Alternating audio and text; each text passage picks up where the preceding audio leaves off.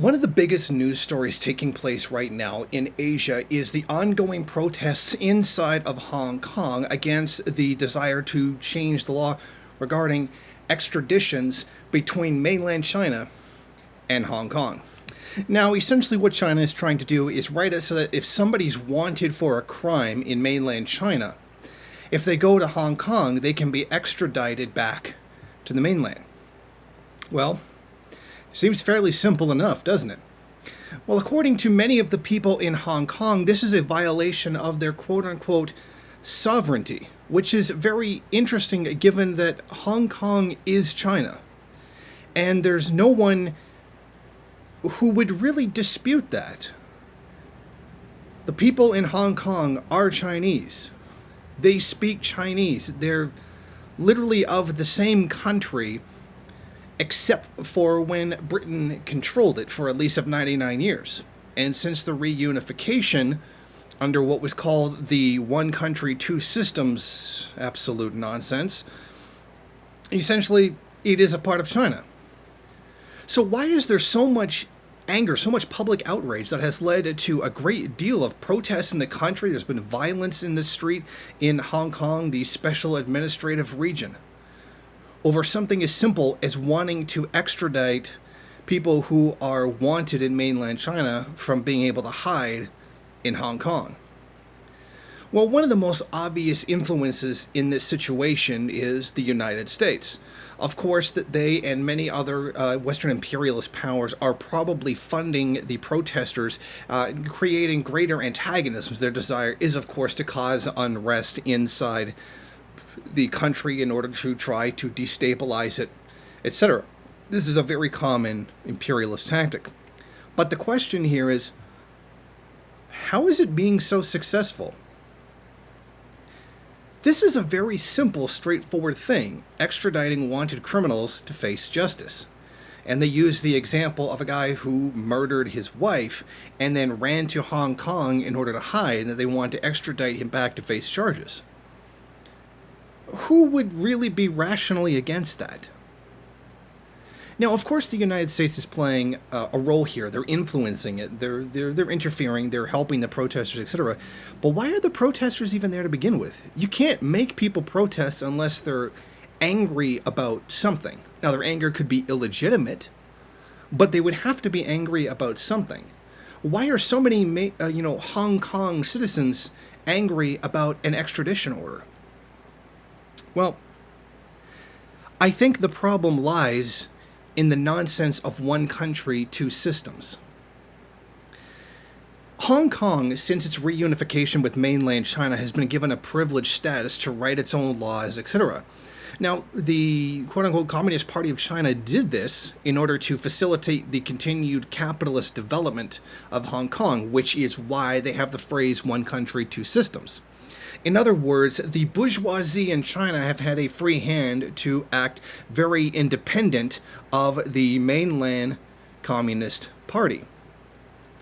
So what's happening is that the mainland Communist Party is projecting its power into Hong Kong by doing that, undermining their what has been a measure of sovereignty to write their own laws, to carry out their own functioning, etc. And that is true. They did have a measure of sovereignty. Now, it is still China, but they had a kind of legal autonomy which served the purpose of facilitating capitalism in the country. I mean, there's no other rational explanation for that. That's why they allowed, when Hong Kong was handed over to China, they were promised that they could continue to be capitalists. The capitalists, the bourgeoisie in Hong Kong, could continue to be who they are and do what it is that they do. Now, when mainland China tries to project its authority and its power inside of Hong Kong, the bourgeoisie in the country don't like it because that's an encroachment on their power as the capitalist class. Now, it's true, there is a bourgeoisie inside of China, and they are also capitalist. But the bourgeoisie in Hong Kong have more freedom than the bourgeoisie in the mainland.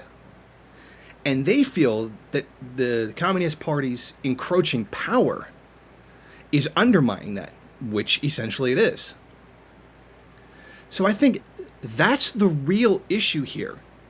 The bourgeoisie in Hong Kong don't want the mainland Communist Party wielding that much power in what they perceive as their own country, as their own region away from China.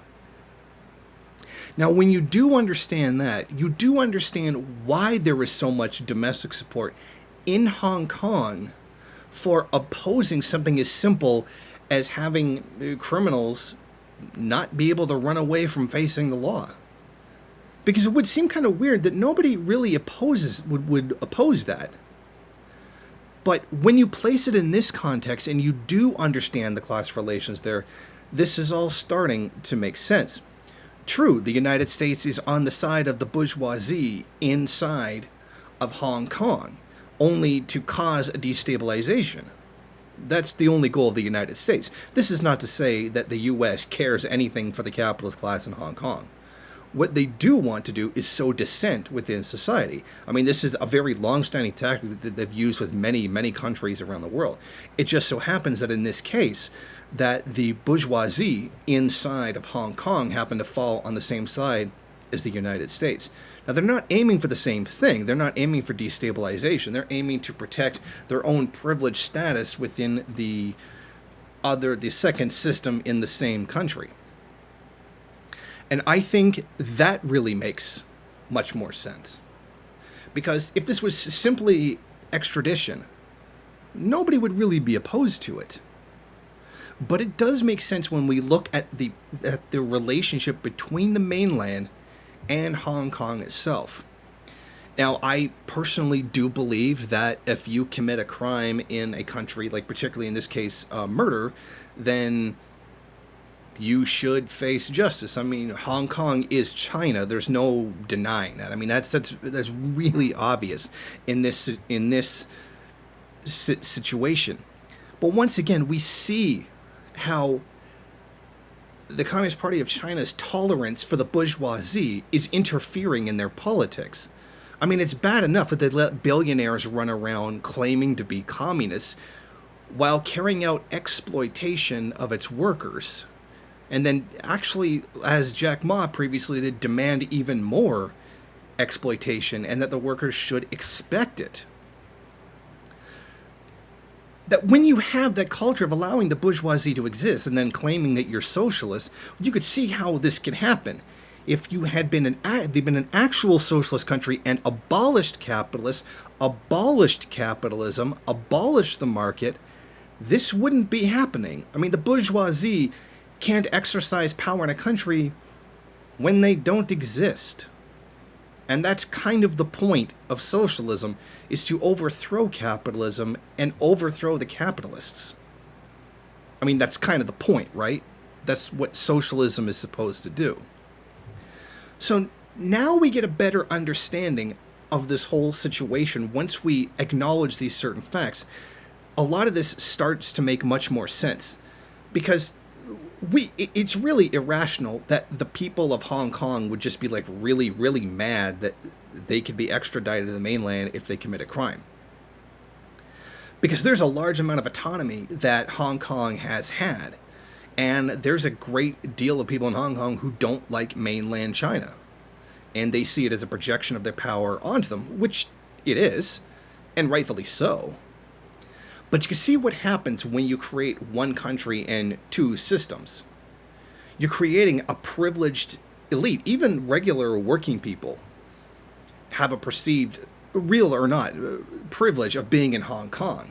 They're not under the direct authority of the Communist Party, which they have always held a hostility against. So when you see that, now you can understand why regular everyday people, and a lot of them are also middle-class people coming out and doing these kinds of protests. So we really do see, like, even a very small section of the, like down-and-out working-class people are still coming to the defense of the Hong Kong Authority, and a large portion of the middle and upper class are coming to their defense. If this was simply something that was just funded by the United States, it really wouldn't have this much of an impact. You couldn't blame all of this on the U.S. The U.S. can only tell people to go out on the streets and protest. They can't actually make them do it. Because one of the things that we do note, that when the U.S. uses these destabilization techniques, they sometimes take real things that people are angry about and use that. Much of the poverty that's in Venezuela as a result of the U.S. sanctions is some of the motivations that the opposition in the country, the U.S.-backed and controlled opposition, is using in order to get people to do these protests. And that's what they don't understand. And sometimes in Iran, people are upset about a policy that's inside the government, and the U.S. jumps in and pushes from behind to make it work. And I think that's really what we're seeing here, is the U.S. inadvertently backing up the bourgeoisie inside of Hong Kong. And it's them who's trying to get people to come into the streets and push it. Because the bourgeoisie, they don't want to be undermined by the mainland Communist Party. And yes, there actually is a difference.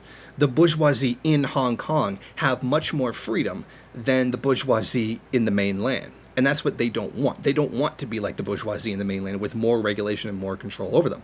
They've had a largely free hand since the reunification, hence the term special administrative region. So I think we should keep that in mind when we do look at the situation in Hong Kong and why there's protests over this extradition. Absolutely, I do support the desire to write the law to make people be extradited back to the mainland if they commit a crime. I mean, if you're a murderer or whatnot, then yeah, you should be held accountable for what you do. But what's really nonsensical about this is the claim that somehow this is Chinese imperialism. How do you do imperialism over your own territory? That doesn't make any sense. Hong Kong is China. How is China projecting imperialism over itself? The very definition of imperialism is one country exercising its power over another, but it's not another country. So even to the protesters who are claiming this is Chinese imperialism is completely nonsensical. But if we do understand that many Hong Kongers, particularly those in the bourgeoisie, see themselves as separate from the mainland and separate from the politics of the mainland, then you can start to see why they get the idea that they're a little bit different and why they would feel that this is an encroachment on their rights and their sovereignty. Thank you for watching. If you like this program, then please head over to my Patreon page and set up a monthly donation. It's your donations that keep this program running. Also, if you would like, please rate, comment, subscribe, and share in various social media.